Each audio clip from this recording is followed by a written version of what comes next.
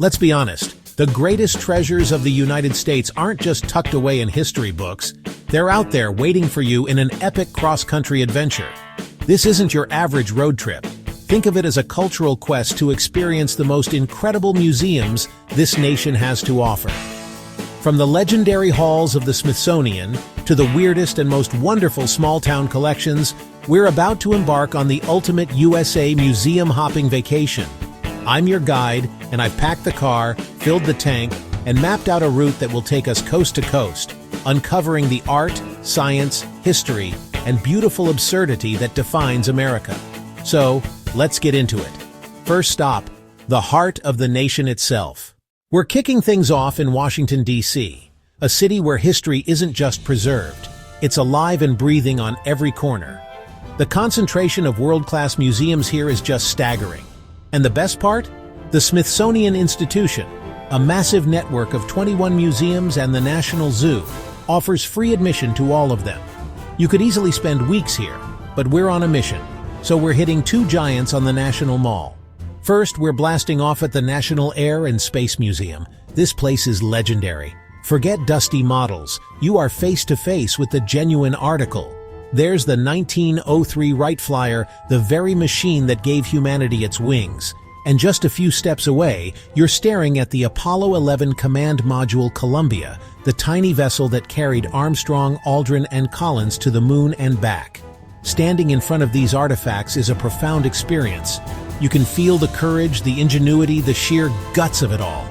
A major highlight is the newly reopened Boeing Milestones of Flight Hall, which got a huge facelift and is once again showcasing some of the museum's most iconic pieces. It's an overwhelming dose of inspiration and a testament to what we can achieve when we dare to look up. From the final frontier, we come back to Earth and go back millions of years at the National Museum of Natural History. This is the museum that launched 1,000 childhood curiosities. You walk in and are greeted by Henry, the massive African bush elephant in the rotunda, and from there, you're pulled into the story of our planet. The dinosaur halls are a huge draw, of course, but it's the smaller details that really stick with you. The Hope Diamond, with its cursed and fascinating past, practically glows in its chamber. The Hall of Mammals is a stunning display of the planet's biodiversity, and the cultural exhibits offer a window into the lives of people from across the globe. It's a place that simultaneously makes you feel incredibly small in the grand scheme of things, and deeply connected to the intricate web of life. Next, we're catching a train north to the city that never sleeps, New York. Our focus here is pure, unadulterated art. First up is an institution so vast, it's a world unto itself. The Metropolitan Museum of Art, or as everyone calls it, the Met. As the largest art museum in the United States, it holds over 5,000 years of creative history within its walls. You can literally walk from the temples of ancient Egypt to the vibrant strokes of 20th century American painters. Wandering through the Met is like time traveling. One moment you're admiring the intricate armor of a medieval knight, the next you're lost in the chaotic energy of a Jackson Pollock. The Egyptian collection, with the entire Temple of Dendur reassembled in a light-filled gallery, is breathtaking. For me, though, the magic is in the European paintings galleries. Here, you can trace the whole history of Western art, standing inches from masterpieces by Vermeer, Rembrandt, and Monet. It's almost impossible to see everything, so my advice is to just wander and let the art find you. If you're planning a trip, keep an eye on their special exhibitions, which are always world-class. For example, they're hosting major shows in 2025 on artists like Caspar David Friedrich and John Singer Sargent. Just a crosstown bus ride away is a completely different but equally vital art experience. The Museum of Modern Art, MoMA. If the Met is a sprawling encyclopedia of history, MoMA is a focused, explosive celebration of the new. This is where you find the icons of modernism you've seen on a million posters and postcards. But seeing them in person is a different reality entirely. Standing before Vincent van Gogh's The Starry Night and seeing the thick, swirling texture of the paint is a deeply emotional experience. The same goes for Pablo Picasso's Les Demoiselles d'Avignon, a work that shattered every rule of painting, and Salvador Dali's The Persistence of Memory, with its iconic melting clocks. MoMA doesn't just show you art, It shows you the very moments that art changed forever. Alright, we've hit political history, natural history, and some of the most famous art on the planet, and we're just getting started. This is a massive journey, and if you're enjoying this cultural road trip, do me a favor and hit that subscribe button so you don't miss the rest of our cross-country quest. I have to ask, which of these would be your first stop? The Met or the Smithsonian? Let me know in the comments. Now, let's get back on the road and head for the Midwest. Our next stop, the Windy City. Chicago is an architectural paradise, but we're here for the treasures inside one of its most famous buildings, the Art Institute of Chicago.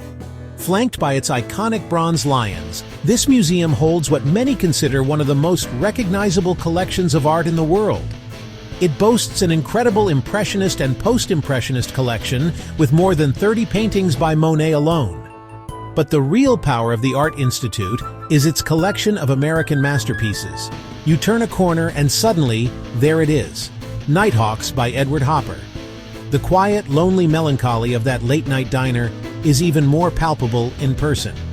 A few steps away, you're standing before the stoic, pitchfork-wielding couple from Grant Wood's American Gothic. These aren't just paintings, they're like American scripture. And then there's the breathtaking scale and detail of Georges Seurat's pointillist masterpiece, A Sunday on La Grande Jatte, which you might recognize from Ferris Bueller's Day Off.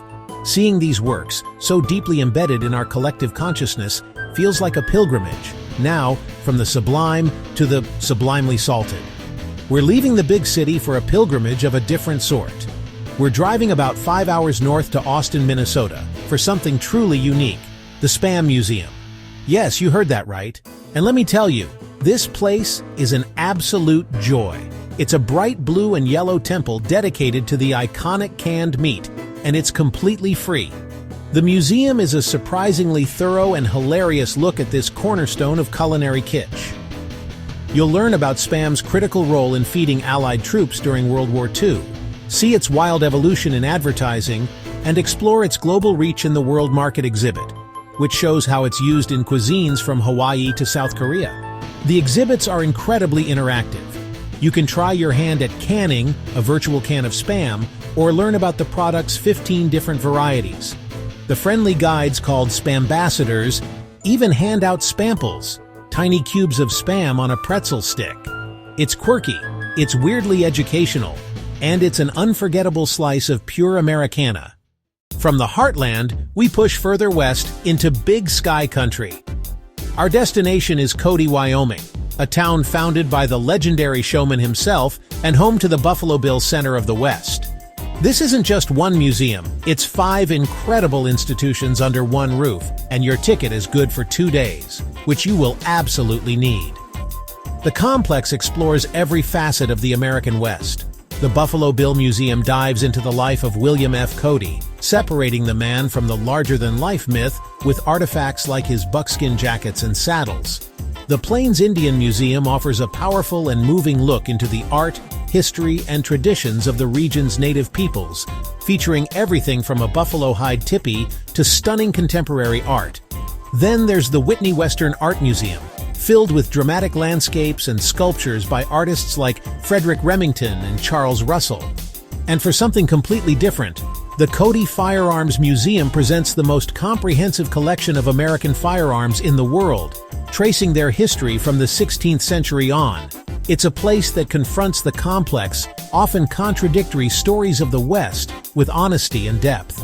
Finally, our journey takes us to the Pacific Coast, to Los Angeles. High on a hill overlooking the city, you'll find our final stop, the Getty Center. Just getting there is part of the experience. Riding a tram up the mountainside to a stunning white travertine campus, designed by architect Richard Meyer. Admission is free, and the panoramic views of LA and the Pacific Ocean are worth the trip alone. Inside, the Getty's collection is focused on European art, from medieval illuminated manuscripts to Impressionist masterpieces.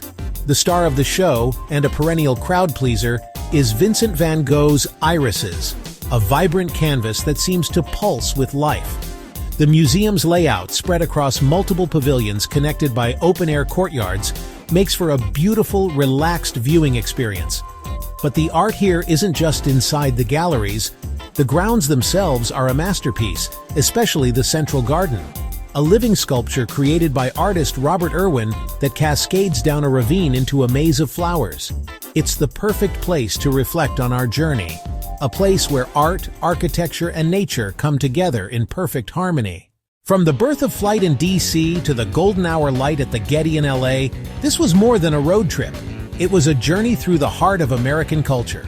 We've stood before icons of art, marvels of science, and yes, even a monument to canned ham. Each museum, whether it's world-famous or wonderfully quirky, holds a piece of our national story, a reflection of our creativity, our history, and our shared humanity. Of course, this is just one possible route. There are thousands of other incredible museums out there, each with its own treasures to share. And that's the real beauty of it. The ultimate museum hopping vacation is whatever you want it to be. So what did I miss? What's your favorite museum in the United States? Let me know in the comments below. I'm always looking for the next stop. Thanks for coming along for the ride. Now go out there and explore.